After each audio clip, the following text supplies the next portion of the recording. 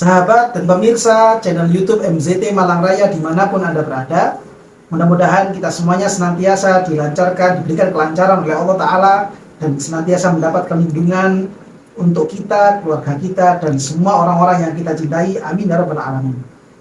Menanggapi beberapa pertanyaan yang telah masuk pada akun channel YouTube kami, diantaranya yaitu dari akun YouTube atas nama My Story 7655, yang mana beliau mengajukan pertanyaan. Assalamualaikum Ustaz. Waalaikumsalam.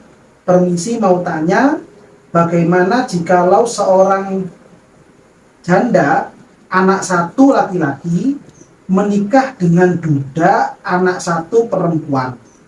Bagaimana hubungan kedua anak ini, Ustaz? Mahram apa bukan? Mohon jawabannya, Ustaz. Terima kasih. Ya, saya ucapkan terima kasih kepada pemilik akun atas nama My Story 7655 atas pertanyaan respon dari tayangan YouTube kami. Mudah-mudahan antum senantiasa diberikan kemanfaatan dan keberkahan oleh Allah Subhanahu wa taala.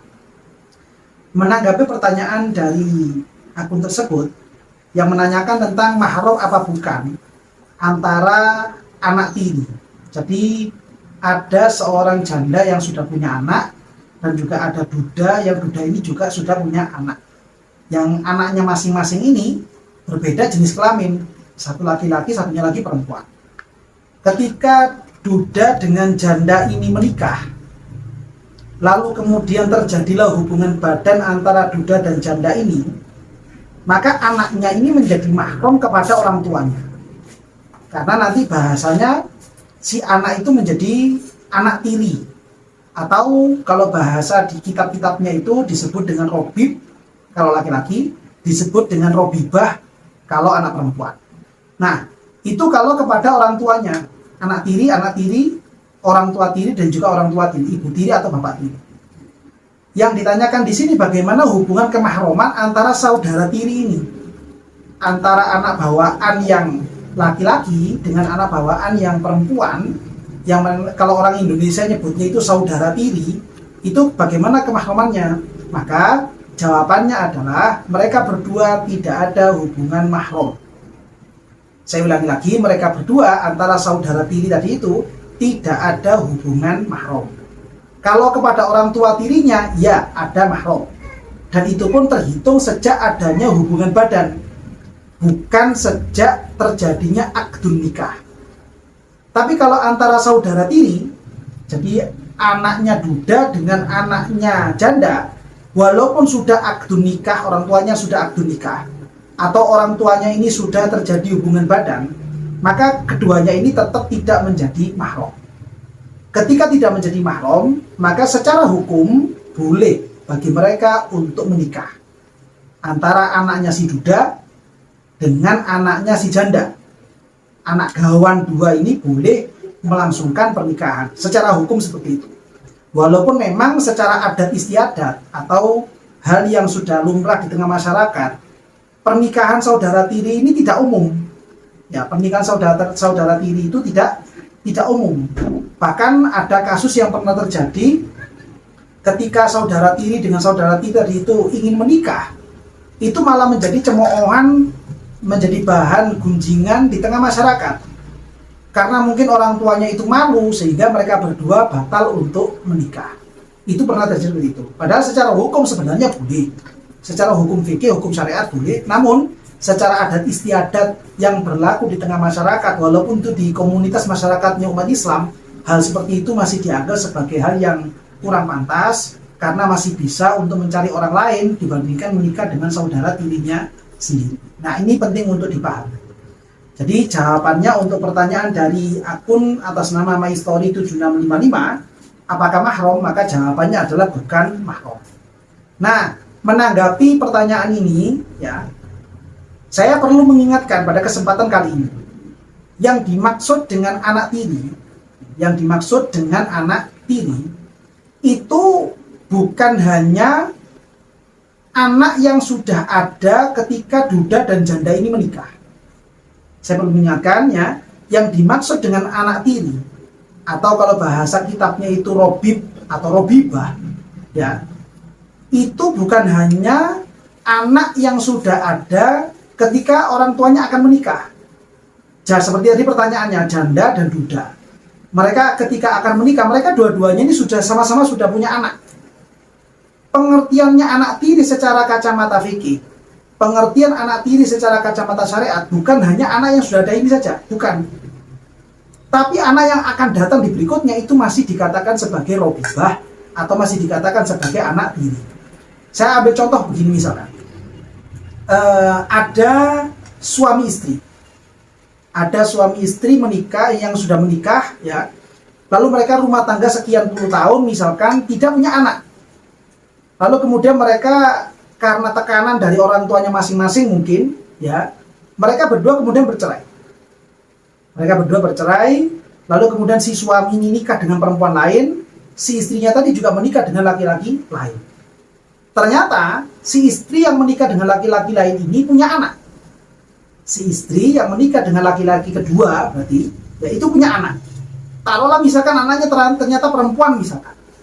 Apakah anak perempuan dari pernikahan kedua ini mahram kepada suami yang pertama? Ya, maka jawabannya tetap mahram. Kenapa kok tetap mahram? Karena itu masuk dalam kategori robibah atau anak tiri. Begitu juga sebaliknya, si suami yang menikah dengan perempuan berikutnya, dengan istri yang baru, pernikahan keduanya, taruhlah misalkan punya anak laki-laki misalkan.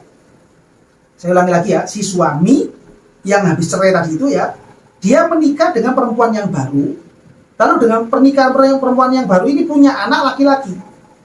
Maka anak laki-laki dari pernikahan keduanya si suami itu masih mahram kepada mantan ibunya dia yang pernah cerai dari bapaknya ini. Itu masih mahram. Nah, adapun hubungan antara anak laki-laki dari suami yang menikah kedua dengan anak perempuan dari istri yang menikah kedua, maka mereka bukanlah mahram. Mereka boleh menikah. Ya, mereka boleh menikah karena secara bahasa itu sebenarnya disebut dengan saudara tiri. Nah, saudara tiri itu tidak termasuk orang-orang yang mahram untuk dalam hal pernikahan. Untuk keterangannya saya ambilkan keterangan dari kitab Rawdatul Thalibin, yang mana kitab ini ditulis oleh Imam An-Nawawi, yang lebih tepatnya berada pada halaman 452 pada kitab jilid yang kelima. Imam Nawawi menyatakan far'un la tahrumu bintu zaujil yang artinya tidak menjadi mahram atau tidak haram untuk menikah. Berarti halal untuk menikah. Siapa? Bintu zaujil anak perempuannya suaminya ibu. Ya, anak perempuannya suaminya ibu. Berarti maksudnya begini, misalkan si A punya ibu. Ya, si A, saya ulangi lagi, si A punya ibu. Si ibunya si A ini menikah dengan laki-laki kedua. Ternyata laki-laki kedua ini sudah punya bintu, sudah punya anak perempuan. Nah, anak perempuan ini secara bahasa fikih tadi dikatakan bintu zaujil Nah, bintu zaujil itu kan kalau bahasa kitabnya. Kalau bahasa kita kan berarti saudara tiri. Itu tidak haram untuk dinikah.